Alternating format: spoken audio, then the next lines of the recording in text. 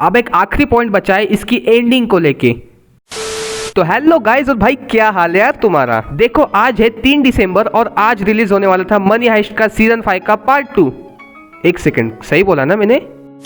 मतलब मेरे को खुद कंफ्यूजन होता है कभी कभी नाम लेते लेते, इतना बड़ा नाम हो गया है। तो एनीवेज तुम्हारा तो मुझे नहीं पता, लेकिन इस पार्ट के लिए मैं एक्साइटेड था। क्यों? क्योंकि भाई ये होने वाला है मनी हाइस्ट का आखिरी पार्ट या आखिरी सीजन भी कह सकते हो। इसके बाद मनी हाइस्ट नहीं आने वाला है, तो भाई आखिरी पार्ट है तो आदमी की एक्साइटमेंट अपने आप बढ़ी जाती है ना। तो इस वीडियो में मैं बात करूंगा मनी हाइस्ट का सीजन 5 पार्ट 2 कैसा था। और टेंशन मत लो, मैं कोई स्पॉइलर नहीं देने वाला पार्ट 2 का, लेकिन मैं ये अज्यूम करता हूँ कि तुमने सीजन 5 पार्ट 1 तक तो देखा ही होगा। तो चलो आप करते हैं शुरू video.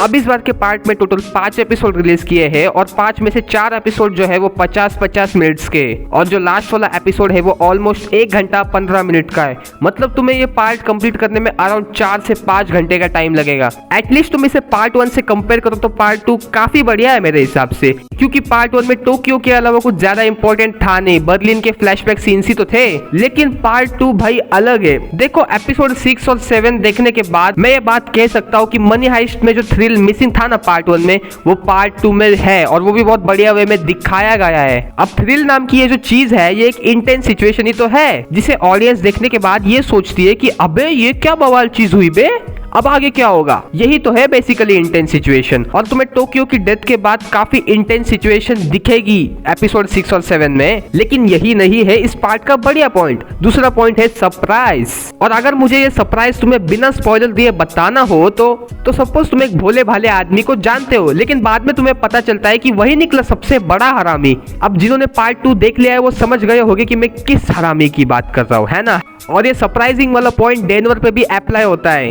He is the Playboy, मतलब कभी इस लड़की के साथ कर रहा है किस, कभी उस लड़की के साथ कर रहा है। और मेरे को एक बात समझ नहीं आती, जब डेनवर अपना कार्यक्रम कर रहा होता है तभी कोई ना कोई डिस्टर्ब करने आ जाता है। अब यहाँ पे मैं तुम्हें एक छोटा सा स्पॉइलर देता हूँ, ज्यादा बड़ा स्पॉइलर नहीं दूंगा। देखो डेनवर और स्टॉकहोम कार्यक्रम कर रहे हैं, लेकिन तभी दरवाजा खोल के रकेल आ जाती है। मतलब वो सीन देखने के बाद मेरे को सीजन 2 वाला सीन था ना जिसमें डेनवर डॉगी, आई थिंक मैं थोड़ा ज्यादा ही ओपन हो रहा था, यूट्यूब सॉरी। अब मैं इसके म्यूजिक की बात करूँ तो इस बार की म्यूजिक अच्छी थी और स्लो मोशन शॉट्स भी बढ़िया थे। किसके? बर्लिन के। बर्लिन जब तोड़ फोड़ कर रहा था वो स्लो मोशन में जो शॉट्स थे ना वो काफी बढ़िया थे। और कुछ सीन्स तो यार ट्रेलर में भी दिखाए हैं जो तुमने देखे होगे ना। और बर्लिन से याद आया, इस पार्ट में भी बर्लिन के काफी फ्लैशबैक सीन्स है, लेकिन वो इम्पोर्टेंट है। लेकिन टेंशन मत लो, ज्यादा स्क्रीन टाइम बर्लिन को दिया नहीं है। इस बार स्क्रीन टाइम ज्यादा दिया है प्रोफेसर को, जो कि मेरा एक और फेवरेट पॉइंट है, क्योंकि प्रोफेसर अपना फेवरेट कैरेक्टर है।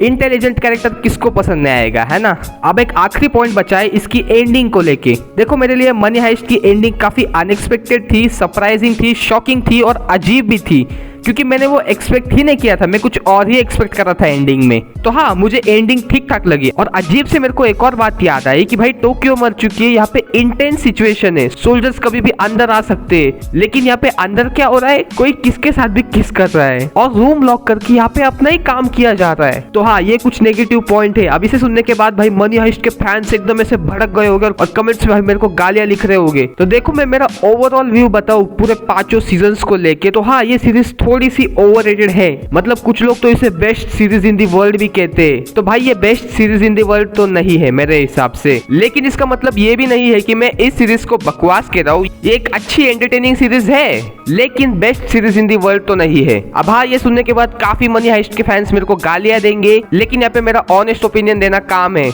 तो हाँ, तुम इसे देख सकते हो नेटफ्लिक्स के ऊपर। डबिंग की बात करूँ तो मैंने इसे इंग्लिश डब में देखा है जो कि अच्छा था, और हिंदी डब की बात करूँ तो हिंदी डब भी ठीक ठाक था। और हाँ, कुछ कार्यक्रम वाले सीन भी है, तो भाई फैमिली के साथ मत देखना, घर के कोने में बैठ के देखना। तो यहाँ पे मैं वीडियो खत्म करता हूँ। तुम्हें वीडियो पसंद आ गई तो भाई लाइक मारो, और अगर चैनल पे नए हो तो भाई सब्सक्राइब करो।